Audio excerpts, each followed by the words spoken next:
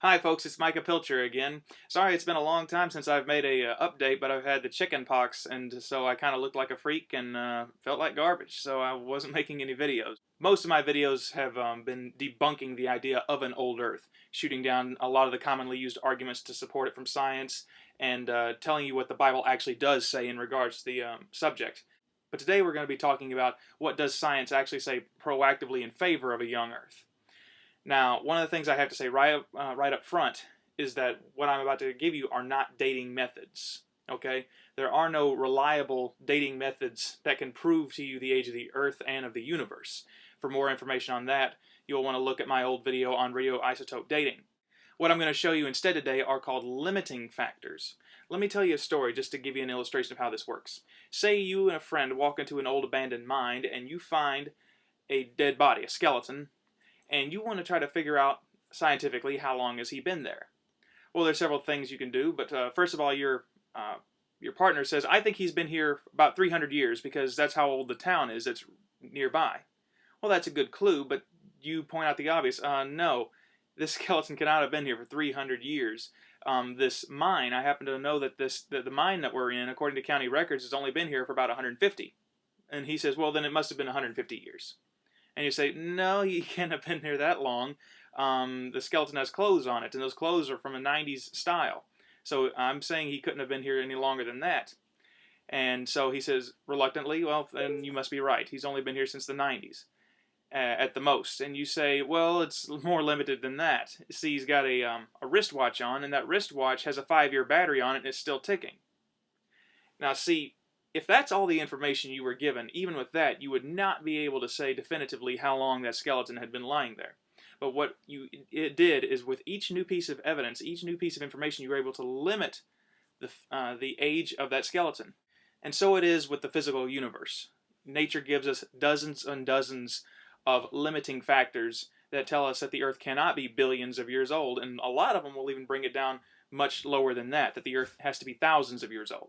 The number of limiting factors on the age of the Earth and the age of the universe are so numerous that there's no way I can even give them a tip of the hat in this video, but I'm just going to hit some of my favorites. The first one comes from an Answers in Genesis article that talks about the fact that there's way too much helium in the Earth. And let me read verbatim right from the page because it puts it very, very succinctly. It says, uranium and thorium generate helium atoms as they decay to lead. A study published in the Journal of Geophysical Research showed that such helium produced in zircon crystals in deep, hot Precambrian granite rock has not had time to escape. Though the rocks contain 1.5 billion years worth of nuclear decay products, newly measured rates of helium loss from zircon show that the helium has only been leaking for about 6,000 years, give or take 2,000 years. This is not only evidence for a young Earth, the article continues, but also for the episodes of greatly accelerated decay rates of long half-life nuclei within thousands of years ago, compressing radioisotope timescales enormously.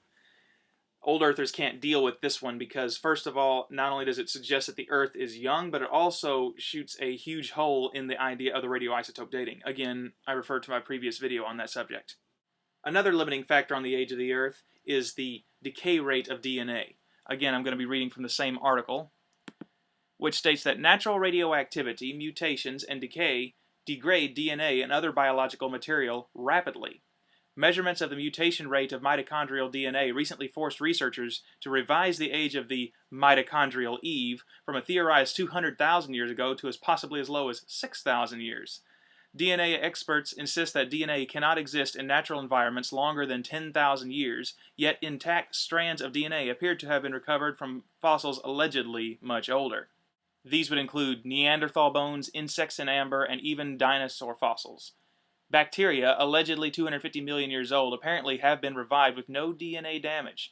Soft tissue and blood cells from a dinosaur have astonished experts. And there are citations for every one of these claims, by the way. Another one of my favorites is the fact that the magnetic field of the Earth puts a strong limiting factor on the age of the Earth. This is because the magnetic field of the Earth is weakening, which means, of course, if you go back in time, it was considerably stronger. And if you go back more than a few thousand years, depending, the numbers vary, I've heard as low as 10,000 years, you would have an inner core of the Earth that was so hot that it would destroy life on Earth. And there are many others I could name. The fact that there's too little salt in the sea, given the present accruement of salt in the sea. There's also the fact that there's not nearly enough sediment in the oceans. Because you see, the rivers, of course, are pulling silt and sediment into the oceans, and the continents are pulling it back under. But the rate of deposit is far greater than that which is being extracted. And so we are, in fact, gaining mud underneath the oceans. But there's far too little there for the Earth to be as old as they claim. There's some limiting factors from astronomy as well. For one, there's far too few supernovas out there, supernova remnants. Of course, after a star gets so old, it blows up and it leaves a very pretty looking remnant, a nebula. But there's far too few of them in the universe for it to be as old as they say, given how fast we see them burning up now. Also, there's the fact that the comets, really what a comet is just a dirty snowball flying through space, and as it encounters energy from the sun or another star, its contents get blasted off. And that's actually what the tail is. It's basically the dirty snowball being blown apart, to simplify it. Well, that being the case, you can just logically see that you can't just keep losing and losing. Eventually the comet disintegrates, and there's no more comet. And if you think about that for a second, you'll realize the universe cannot be that old, because we wouldn't have any comets at all. Now, do be cautious when using these if you ever are in a discussion about the age of the Earth. Remember, these are not dating methods. The dates actually that are suggested by these evidences I've just used vary wildly, in some cases by millions of years. But they stand as limiting factors, just like the skeleton in the cave. You know that the universe and the Earth cannot be billions of years old. It must be pointed out that the standard old Earth response to a lot of these is to rely on their imaginations. I don't say that meanly, it's just simply the fact of what they do. For instance, they'll respond to the comet question by inventing an Oort cloud. Well, there's more evidence for the planet Nibiru, which I don't believe in, than there is for the Oort cloud.